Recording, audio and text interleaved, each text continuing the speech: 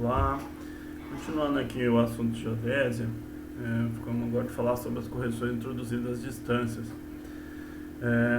Tem duas formas, uma eu já passei, utilizando as equações.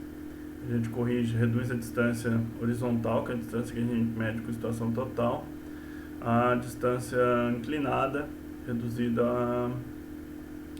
e depois a gente transforma isso na distância geodésica. Então, a distância inclinada a gente mede inclinando, seguindo o terreno, depois reduz isso ao horizonte, então isso normalmente a estação total já faz, já me dá a distância reduzida, horizontal, topográfica, né? Que é essa primeira redução aqui. Depois a gente vai jogar isso para o elipsoide. Distância horizontal, distância inclinada, vezes cosseno do ângulo alfa ou seno do zenital. Isso é feito pela estação total.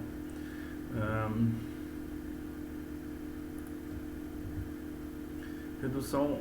A distância medida eletronicamente sofre uma correção da refração atmosférica, executada eletronicamente. Então, quando a gente vai medir com estação, é interessante a gente estar corrigindo a altitude, pressão e a temperatura, porque o equipamento tem umas tabelas de correção em função da temperatura e pressão, ele corrige essa distância em função dos erros atmosféricos. Então, isso já é feito direto na estação total. Então, quando você está usando a estação total, tem que corrigir a temperatura e pressão para mais próximo do ambiente, para ele corrigir isso corretamente. Uma outra etapa é a redução elipsoide. A gente já viu isso anteriormente por uma formulação, essa seria outra formulação. Seria a redução à corda e depois ao arco. Então, seria aqui a corda, né, a distância horizontal, aqui eu tenho a distância da corda e depois eu vou ter a distância do arco aqui. Então, essa distância do arco seria a distância que eu preciso de corrigir, que seria a distância ao elipsoide. Para redução à corda, eu vou usar a altitude média, que é H1 e H2, dividido por 2. Então, se a gente considerar o ponto 1 e o ponto 2, eu vou calcular 1 e 2 a altitude média. Então, isso aqui vai ser a altitude média, esse é H.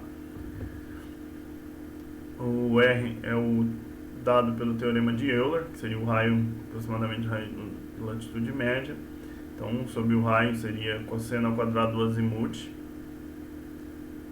sobre M, seno ao quadrado do azimuth sobre M.